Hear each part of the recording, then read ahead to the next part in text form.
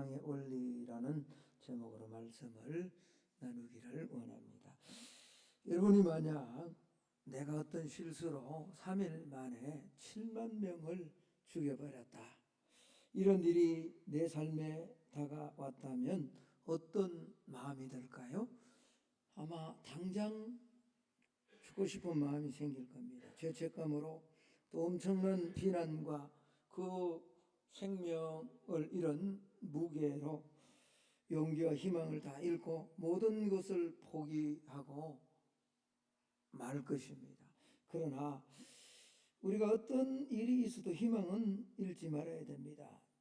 죽을 것 같아도 사는 길은 있고요, 문제가 풀리지 않을 것 같아도 풀리는 길은 항상 있습니다. 우리 학교에서 시험을 볼 때 시험지가 어렵지만 답은 반드시 있는 거죠. 그러나 그 길이 그냥 쉽게 열리지는 않습니다. 누군가 한 사람, 또 누군가 한 단체, 한 가정, 분명히 헌신하고 새로워지고 예수님을 위해 또 그 문제를 해결하기 위해서 죽을 각오로 뛰어드는 사람이 있으면 그 문제는 해결되어진다라는 겁니다. 성경을 보면 한 사람의 중요성을 반복해서 말씀합니다. 오늘 본문은 다시 한번 한 사람의 중요성이 얼마나 참 우리의 삶에 큰 역할을 하는지 보여주는 그런 본문입니다. 아담 한 사람으로 전 인류가 죄에 빠졌습니다. 아간 한 사람의 범죄로 말미암아 이스라엘 군대가 작은 성 아이와 전쟁에서 패배하고 맙니다. 요나 한 사람이 불순종함으로 다시서로 가는 그 배에 탔던 모든 사람들이 다 풍랑을 만나 고통을 당하죠. 그러나 바울 한 사람으로 말미암아 로마로 가던 276명의 사람들이 다 목숨을 구하게 됩니다. 오늘 이 사무엘라 24장에 보면 다윗 한 사람이 잘못해서 이스라엘에 큰 재앙이 임하고, 또 다윗 한 사람이 제대로 하나님 앞에 섬으로 말미암아 그 재앙이 그치는 것을 보게 됩니다. 다윗 왕의 마지막 때에 일어난 일입니다. 어느 날 다윗은 왕국과 자신의 업적을 과시하고 싶어서 요압 장군에게 인구조사를 시킵니다. 이게 문제거든요. 어느 정도 힘이 세워지고 나라가 든든하게 세워져서 내가 이제 하나님 없이도 내 나라를 운영할 수 있을 것 같다라는 마음이 들자 사단이 다윗의 마음을 경동시키는 거죠. 자, 오늘 1절을 한번 볼까요? 1절 24장 1절입니다. 여호와께서 다시 이스라엘을 향하여 진노하사 그들을 치시려고 다윗을 격동시키사 가서 이스라엘과 유다의 인구를 조사하라 한지라. 다윗을 격동했습니다. 사단이 그의 마음을 강력하게 뒤흔들었다라는 거죠.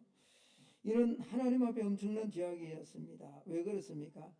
단순히 인구조사가 아닙니다. 이것은 전적으로 무기와 군사와 국방력이 강했음에도 불구하고 다윗이 하나님을 의지하며 하나님을 신뢰하며 나아갔던 그가 이제는 이 순간에는 이제 하나님 없이 내 힘으로 한번 해보겠다라는 아주 교만한 마음이 이 안에 자리 잡고 있었기 때문에 그렇습니다. 그래서 믿음 있는 사람들은 왜 그러냐고, 이 모든 나라가 하나님이 당신에게 준 거고 하나님이 더 배로 이 나라를 복되게 해주실 것이다, 그렇게 하지 말라라고 인구조사를 말렸습니다. 그러나 다윗은 인구조사를 강행합니다. 신하들은 단에서부터 브엘세바까지 9개월 20일 동안 인구조사를 하고 돌아와 보고를 합니다. 8절 말씀으로 한번 가볼까요? 그들 무리가 국내를 두루 돌아 9달 20날 만에 예루살렘에 이르러, 그래서 9개월 20일 동안 조사를 다 마친 싸움에 나갈 만한 남자의 숫자를 다 계수해 보니까 이스라엘의 군사가 80명이고 유다의 군사가 50만이었습니다. 총합 130만이었습니다. 사실 여기에는 정확한 숫자라고는 뭐 보기가 좀 그렇습니다. 어쨌든 대단한 엄청난 군대입니다. 자, 우리 지금 군대가 60만이라고 합니다. 세계에서 5번째 안에 드는 국방력을 가진 나라가 우리나라입니다. 60만인데도 불구하고, 그러니 130만이라 전장에 나가 싸울 만한 사람들의 숫자가 어마어마한 힘이 되는 거죠. 어쩌면 다윗은 야, 내 나라가 이렇게 컸구나, 내가 주변의 모든 나라들을 다 제압하고 이제 이만큼 키웠구나 라는 뿌듯한 마음이 들었는지도 모릅니다. 그런데 이 보고를 들은 다윗은 기쁨 대신에 자책하는 마음이 생깁니다. 제대로 깨달은 거죠. 그래서 하나님 앞에 간절하게 기도합니다. 하나님, 제가 죄를 지었습니다. 나의 죄를 용서해 주십시오. 제가 미련하게 행동했습니다. 자, 10절 말씀을 한번 보겠습니다. 다윗이 백성을 조사한 후에 그의 마음에 자책하고 다윗이 여호와께 아뢰되 내가 이 일을 행함으로 큰 죄를 범하였나이다. 여호와여, 이제 간구하옵나니 종의 죄를 사하여 주옵소서. 내가 심히 미련하게 행하였나이다 아니라. 아마 오늘 이 9절과 10절 사이에 그냥 연결되어집니다만 이 사이에는 어느 정도의 시간이 있었던 것 같아요. 인구조사를 하고 보니 이게 내 마음이 하나님께로부터 떠나갔구나 라는 성령의 감동, 그 마음을 다윗에게 준 거죠. 이러면 내가 망한다, 이러면 내가 죽게 생겼다. 그래서 하나님 앞에 내가 미련하게 행했습니다. 나를 용서해달라. 여러분, 제가 우리의 구원을 상실케 하는 것은 아닙니다. 내가 죄를 지었다고 구원 밖으로 밀려가는 것은 아닙니다. 그러나 우리가 지은 죄에 대해서 공의의 하나님은 반드시 대가를 요구합니다. 하나님은 갓 선지자를 보내어 3가지 재앙 중에 하나를 선택하라라고 말합니다. 첫 번째 재앙은 7년 동안 기근이 드는 거죠. 둘째 재앙은 3개월 동안 적군으로부터 그렇게 도망 다니는 벌입니다. 세 번째 마지막 재앙은 3일 동안 전염병이 도는 것이었습니다. 결국 다윗은 이 3가지 재앙 가운데, 벌 가운데 내가 사람의 손에 빠져들지 않겠다, 하나님의 손에 빠져들어야 되겠다. 그리고 3번째 재앙을 선택합니다. 다시 말하면 하나님만이 주시는 그 전염병 재앙을 택하겠다라고 그렇게 선택을 했습니다. 하나님의 징계가 아침부터 취체 없이 시행되는데 이스라엘 최북단 단에서부터 최남단 브엘세바까지 3일 동안 하나님의 전염병, 우리는 코로나를 당해서 이 무서운 전염병이 얼마나 순식간에 많은 사람들을 삽시간에 쓸고 가는지를 잘 알고 있습니다. 3일 만에 무려 7만 명이 죽음을 당합니다. 15절로 한번 가볼까요? 이렇게 말씀합니다. 예, 여호와께서 그 아침부터 정하신 때까지 전염병을 이스라엘에게 내리시니 단에서부터 브엘세바까지 백성의 죽은 자가 얼마라고요?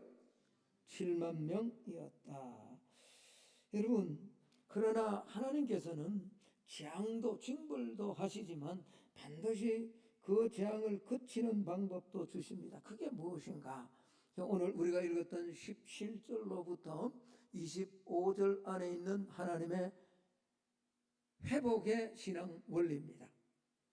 여러분, 우리의 신앙에도 무너짐이 있습니다. 넘어짐이 있습니다. 그때마다 우리가 해야 될 일은 신앙에 회복시키는 기초로 돌아가는 신앙 원리를 붙들어야 된다. 그 첫 번째 원리가 뭐냐? 그건 다름이 아니라 회개해야 된다라는 겁니다.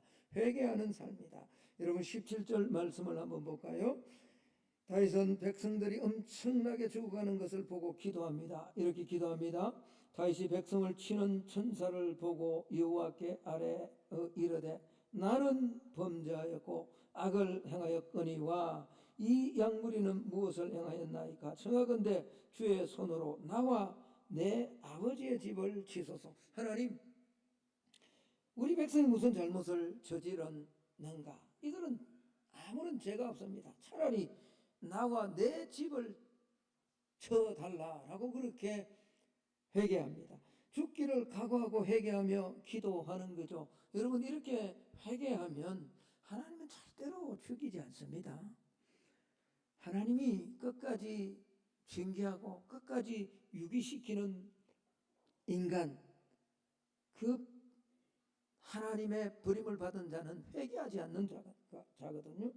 죽기를 각오하고 회개하고 기도하면 오히려 하나님은 자비와 긍휼을 베풀어 주십니다. 사는 길을 열어주시는 거죠. 자, 그렇게 기도한 후에 다윗은 갓 선지자의 명령에 따라 아라우나 타작마당에서 여호와를 위하여 번제를 드립니다. 여러분, 이 번제를 드렸다라는 말은 번제가 의미하는 것이 회개를 상징하는 제사이다라는 겁니다. 여러분, 회개할 줄 아는 마음이 다윗의 마음의 가장 큰 장점이죠. 우리가 살면서 죄가 있느냐 없느냐 하는 문제보다 물론 죄를 짓지 않으려고 노력을 해야죠. 그러나 이 문제보다 더 중요한 문제는 사나 죽느냐의 문제는 죄가 있느냐 없느냐가 아니라 회개하느냐 회개하지 않느냐의 문제다라는 겁니다. 진실한 회개는 어떤 문제도 풀게 하고 어떤 재앙도 물러가고 하나님의 자비를 끌어온다라는 겁니다. 그렇습니다. 진정한 회개는 하나님의 자비를 불러옵니다. 사실 하나님은 오늘 다윗이 이렇게 회개하기 전에 이미 재앙을 내리는 천사의 손을 멈추라라고 하나님은 이미 준비하고 계셨어요. 16절을 한번 볼까요? 천사가 예루살렘을 향하여 그의 손을 들어 멸하려 하더니 여호와께서 이 재앙을 내리심을 뭐 했다고요? 하나님이 왜 후회합니까? 이건 신인 동형론적 표현입니다. 하나님께서 인간의 언어를 빌려서 하나님은 회개가 없습니다. 하나님은 후회하심이 없습니다. 전지전능하신 분이 실수가 있습니까? 우리 하나님은 절대 실수가 없습니다. 그럼에도 불구하고 오늘 뉘우쳤다라는 이 말씀은 하나님이 이미 작정하셨다. 뭘 원하셨냐? 다윗의 진정한 회개를 원했다는 거죠. 한순간 그렇게 마음을 바꾸어서 인구조사를 한 것이 아니라 오랜 기간 동안 세월이 흘러가면서 나라가 강성해지고 군사력이 130만이 되는 동안에 자기도 모르게 자기를 의지하는 이 마음에서 돌아서기를 원하는 하나님의 마음이 이 안에 돌아서기만 하면 하나님은 이미 완전히 멸하는 것이 아니라 다시 회복시켜 주시기를 준비하고 계셨다라는 겁니다. 그렇습니다. 사람은 죄가 있어서 망하거나 은혜를 받지 못하는 게 아닙니다. 죄 없는 사람이 어디 있습니까? 그런데 죄를 고백하고 내가 죄인임을 인정하고 회개하면 살아나지만 문제는 사람들이 성도들이 내가 죄가 없는 것처럼 살아가는 것이 문제다라는 겁니다. 예수 믿지 않는 사람들이 왜 지옥 갑니까? 우리는 죄가 없고 그들은 죄가 있어서 지옥 갑니까? 아닙니다. 예수 믿는 사람들도 동일한 죄인이지만 우리는 끊임없이 연약함이 나의 실수를 나의 죄악을 성령이 말씀해주면 그 말씀 앞에 겸손하게 오 하나님 내가 미련하게 행하였습니다. 다윗이 가졌던 것처럼 회개하며 주님 앞으로 나아가는 거죠. 예수를 믿는 사람들은 자신이 죄인임을 잘 압니다. 그리고 이 사실을 그대로 시인합니다. 그래서 우리는 하나님의 은혜로 용서받는 거죠. 그러므로 예수 믿는 사람은 용서받은 죄인이고 믿지 않는 사람은 용서받지 못한 죄인인 겁니다. 여러분, 예수를 잘 믿는다는 것 여러 현상과 특징들이 있지만 예수를 진짜 잘 믿는다라는 말은요 반복적으로 회개한다는 말이 아니라 진심으로 하나님 앞에 회개할 줄 아는 이 믿음을 가진 사람이 예수를 잘 믿는 사람이다라는 겁니다. 그래서 믿음이 좋은 사람은 넘어져도 빨리 일어납니다. 연약해서 범죄하였을지라도 성령으로 깨달음을 주시면 곧바로 회개하고 돌아서는 거죠. 이런 사람이 복 있는 사람입니다. 여러분, 은혜가 무엇입니까? 은혜 받았다라는 것은 진심으로 회개하여 하나님과의 관계가 온전하게 기쁨으로 회복되어지는 것이요. 말씀을 듣고 귀가 즐거웠다. 그냥 내가 오늘 감정이 좀 새로워졌네. 이건 결코 은혜가 아닙니다. 말씀 앞에서 나를 무너뜨리고 나의 부족함과 허물을 깨닫는 것. 그래서 무너졌던 주님과의 관계, 무기를 의지하고 130만 명의 국방력을 의지하려고 했던 그 다윗의 마음이 다시금 하나님께로 돌아가서 하나님과의 관계가 회복되어지는 것, 이게 은혜죠. 은혜. 오늘 예배로 올라온 우리 모두에게도 성령께서 깨달음을 주실 적마다 진정한 회개하는 회개가 저와 여러분의 삶에 있어지기를 예수님 이름으로 축복합니다. 여러분, 두 번째는 그렇게 회개한 다음에 예배하는 삶을 살아가는 겁니다. 자, 오늘 18절을 한번 보겠습니다. 18절은 우리 같이 한번 18절을 읽기를 원합니다. 시작. 이날에 가시 다윗에게 이르러 그에게 아뢰되 올라가서 여부서 사람 아라우나의 타작마당에서 여호와를 위하여 제단을 쌓으소서 하매. 그러니까 아라우나 타작마당에서 여호와를 위하여 단을 쌓으라라고 갓 선지자가 다윗에게 명령한 거죠. 그 말대로 다시 예배를 드리자 놀라운 일이 일어납니다. 그때 재앙이 그친 거거든요. 25절을 한번 볼까요? 그곳에서 여호와를 위하여 제단을 쌓고 번제와 화목제를 드렸더니 이에 여호와께서 그 땅을 위한 기도를 들으심에 이와 같이 한번 읽습니다. 시작.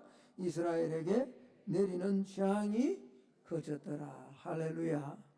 재앙이 축복으로 바뀌는 신앙의 원리가 어디에 있느냐? 예배의 회복에 있다라는 그런 말입니다. 여러분, 이 장면은 우리의 예배가 얼마나 소중한 것인가를 보여줍니다. 예배는 무엇보다도 하나님께서 기뻐하는 겁니다. 오늘 우리가 주일에 드리는 이 25년 20번째의 예배 너무 소중합니다. 예배 성공이 결국 가정과 자녀에게 임하는 복이 됩니다.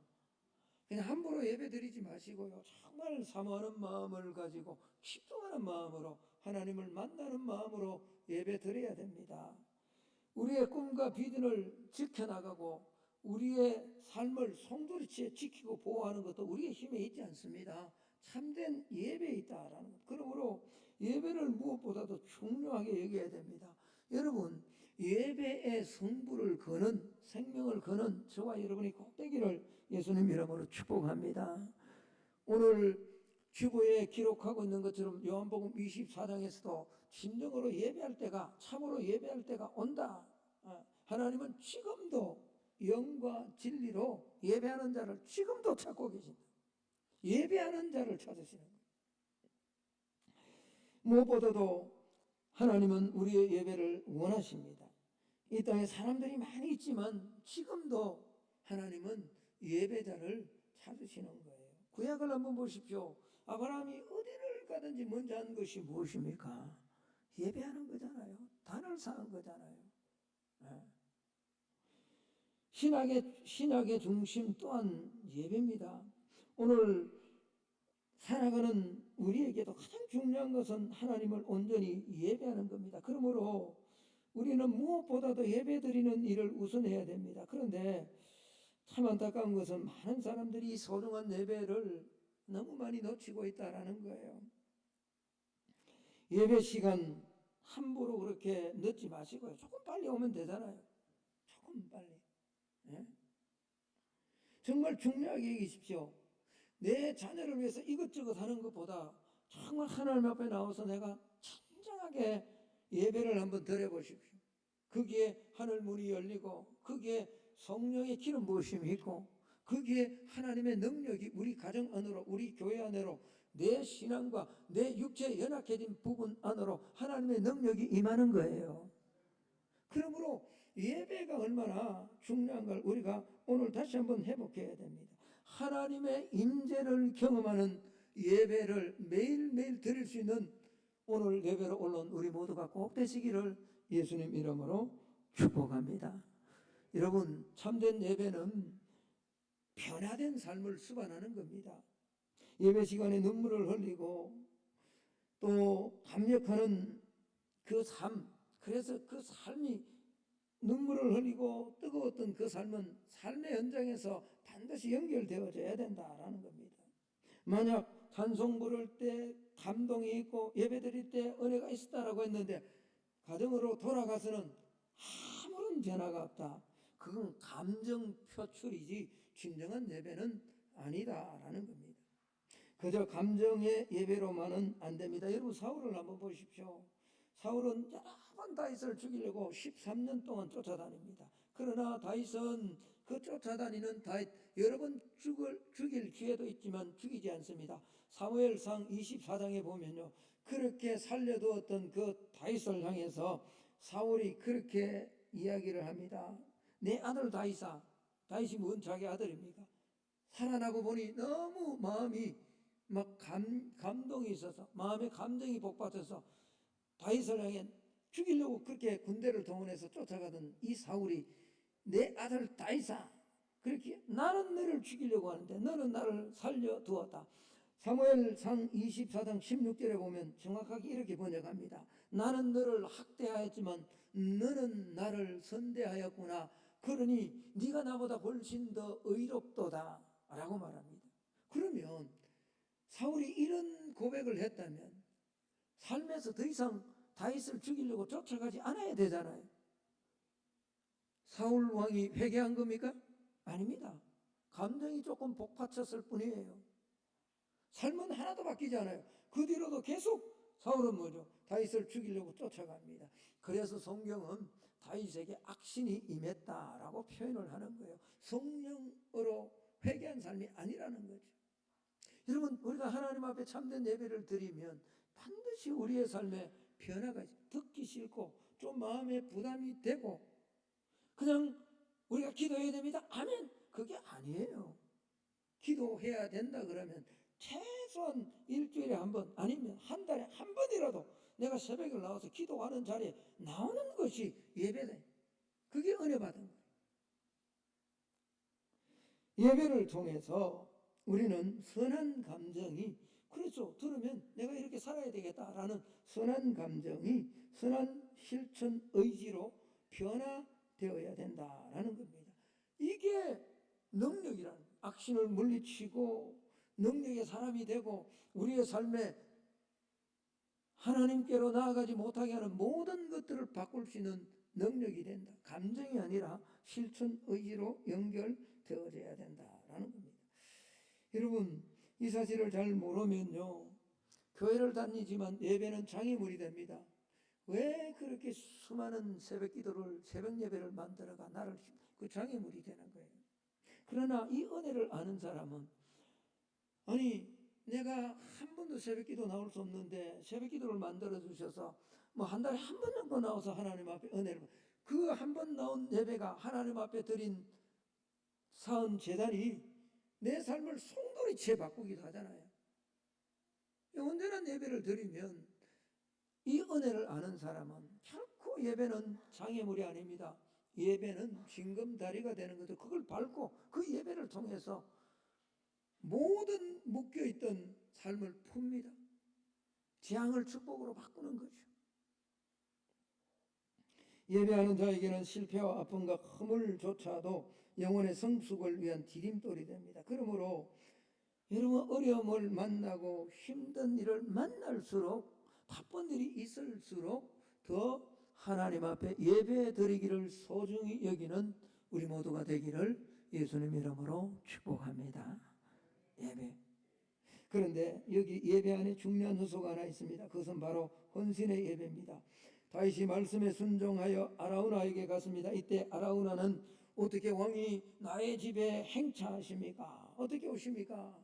라고 그렇게 이야기합니다. 이때 다윗이 아라우나에게 그렇게 이야기했죠. 내가 이 아라우나 너의 타작마당을 사서 하나님 앞에 번제를 드리겠다라고. 이때 아라우나가 모든 것 다 주겠다고 합니다. 마당도 주고 소도 잡고 기계도 다 잡아서 하나님 앞에 제사 드릴 수 있도록 내가 다 왕께 드리겠습니다 라고 그렇게 이야기를 합니다. 이때 다윗은 아주 중요한 이야기를 합니다. 24절 말씀입니다.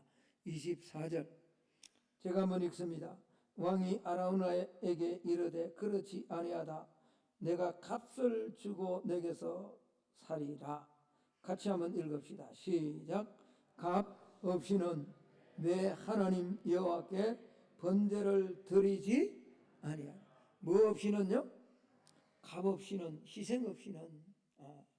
사실은 이 제사라는 단어 자체가요, 희생이 포함된 언어입니다. 하나님 앞에 예배한다는 월십이라는 이 자체가 하나님 앞에 내 것을 드리는 거예요. 받는 건 두 번째 문제. 하나님 앞에 얼마나 드리냐는 거예요. 아라우나에게 은 50세겔을 주고 타작마당과 소를 사서 번제를 드립니다. 사무엘 하에 보면 600금세겔이라고 합니다만 아마 이것은 여기 성경은 소와 번제물 그 땅 이야기지만 사무엘 하에서는 그 넓은 전체 토지를 아마 계산을 했기 때문에 그런 다른 계산법이 나올 겁니다. 은 50세겔, 뭐 지금으로 치면 은 1세겔이 뭐 1g이 얼마 되지 않습니다. 한 600달러, 700달러 이 정도 됩니다만, 그러나 과거에 이 당시에 경제 규모로 한번 환산해 보면 노예들이 1년 동안 벌어들이는 은의 세겔이 10세겔밖에 안 됩니다.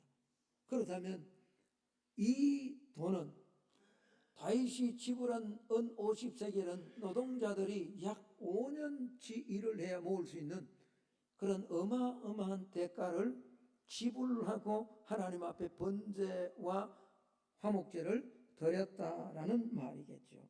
그렇습니다. 남의 것이 아닌 내 것을 드려야 진정한 예배라고 생각했기 때문에 아라우나가 다윗에게 왕인 다윗에게 다 주려고 했지만 다윗은 내가 값없이 하나님 앞에 제사하지 않겠다. 여러분, 예배 안에는 희생이 들어가야 됩니다.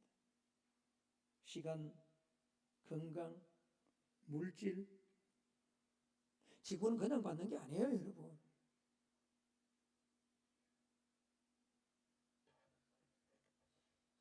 자신의 것을 드려서 하나님 앞에 나오는 예배를 드리는 것, 이게 헌신의 예배이죠.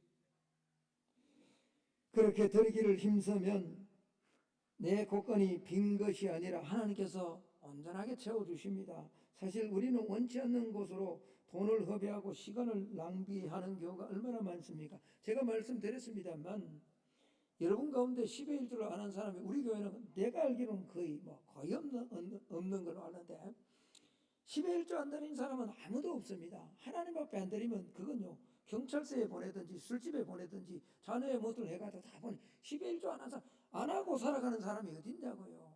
사람은 다 돈을 서면서 서는데 어떤 사람은 마지막에 그거 다 헛된 것으로 다 하고 하나도 하나님 앞에 드리지 못하고 하나님 나라 가는 사람들도 있습니다.